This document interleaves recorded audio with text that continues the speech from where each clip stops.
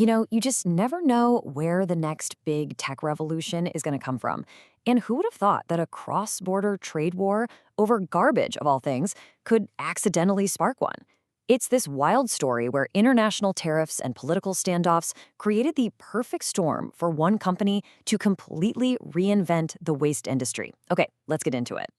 It all kicks off with this number, 3.46 million tons. In just fiscal year 2024, that's how much municipal solid waste, we're talking everyday trash from homes and businesses, was loaded onto trucks in Ontario, Canada, shipped across the border, and buried in landfills in Michigan. And to really put that in perspective for you, that Canadian trash makes up more than 14% of all the waste being disposed of in the entire state of Michigan. So this isn't just a couple of trucks. This is a massive logistical pipeline, and it points to a huge, kind of shaky dependency between these two places. So here's the roadmap for today. We're going to start with the big picture, the geopolitical mess that started it all. Then we'll zoom into the bureaucratic nightmare it created, before digging into the brilliant tech solution that rose from the ashes. And finally, we'll talk about what this means for, well, pretty much every physical industry out there. You see, at the heart of this whole thing is a really simple imbalance. The province of Ontario is staring down what experts are calling a waste cliff. Seriously, their own landfills are set to be completely full within a decade. So they're desperate for an escape route for all that trash. And for a long time, Michigan, with its cheaper fees, was that escape route. Well, that's when this quiet, kind of ignored waste corridor suddenly got thrown into the spotlight. During the big US-Canada trade war back in 2025 and 2026, garbage wasn't just garbage anymore. Nope, it became a political weapon. And man, did things escalate fast. First, the US administration hit Canadian waste with a 25% tariff. Then Michigan's Governor Whitmer shot back, proposing a massive fee hike to make her state a less appealing destination.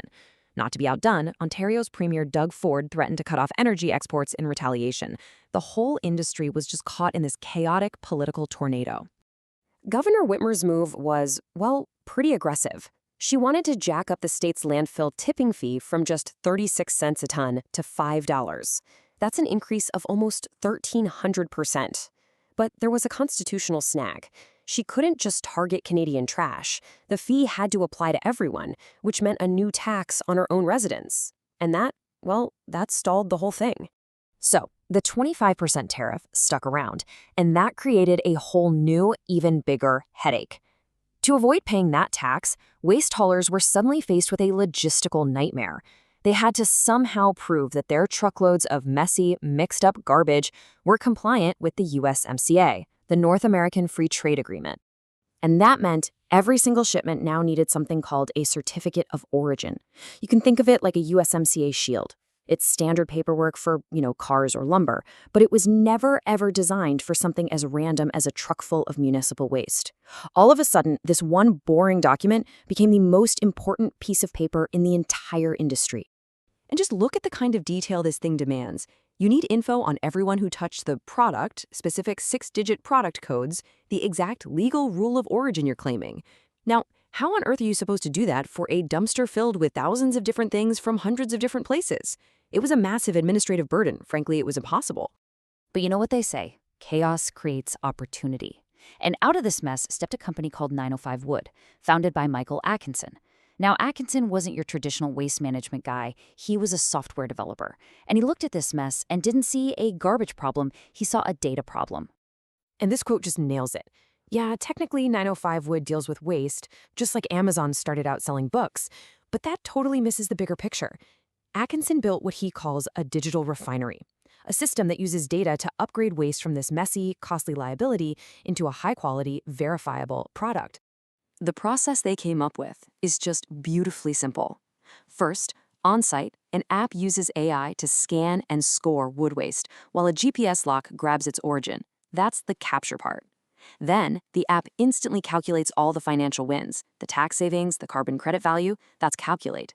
And finally, with a secure digital signature, it creates a bulletproof, audit-ready PDF manifest. That's certify. In 3 simple steps, it completely solves that USMCA origin problem. So, how does the AI actually know if something is compliant? Well, it uses a really cool technique called retrieval augmented generation, or RAG. The best way to think about it is like an open book test for the AI. Instead of just guessing, it actively looks up the rules in an external library of legal documents to base every single decision on cold, hard, verifiable facts. And this is its textbook. The system's AI has basically memorized Ontario Regulation 347, which is the absolute Bible of waste management law up there. Every decision it makes, every certificate it spits out, is directly supported by citations from the legal code itself. It literally turns government policy into computer code. Now, the technology is brilliant, for sure, but it's totally useless if nobody actually adopts it. So let's talk about the powerful economic engine that makes this whole system go. Back inside Ontario, businesses are facing this huge provincial levy. It's called the SICRIL levy of around $60 for every single ton of mixed waste they send to a landfill. It's a massive penalty, and it's designed specifically to discourage just dumping stuff. And here is the magic trick.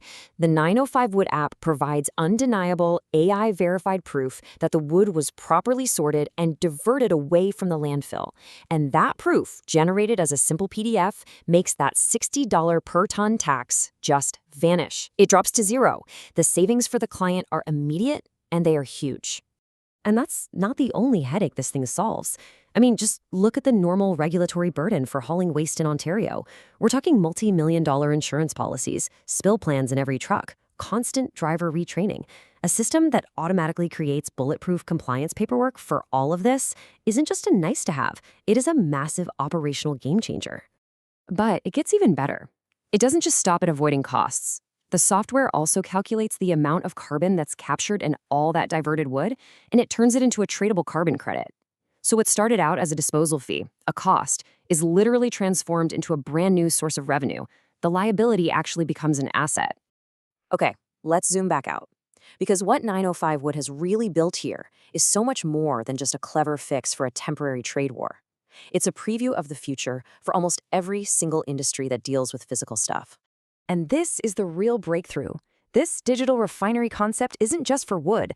Its core architecture, the whole system of sensors, AI, and auditable data, is completely material agnostic. You could use the exact same blueprint to verify, certify, and monetize plastics, textiles, demolition concrete, you name it. And really, this kind of transition isn't a choice anymore. As one source put it, for the old-school waste haulers, the risk of just sticking with the old dump and charge a fee model is 100% failure. Regulations are only getting tighter. This isn't just an upgrade. It's a necessary evolution for survival, turning what used to be logistics companies into data companies. Which leaves us with one final big question. In a world where supply chains are getting more fragile and regulations are getting more complex by the day, this model of digitizing compliance is an incredibly powerful tool. So the question isn't if another industry is going to be forced to adopt like this, it's which one of them is going to get refined next.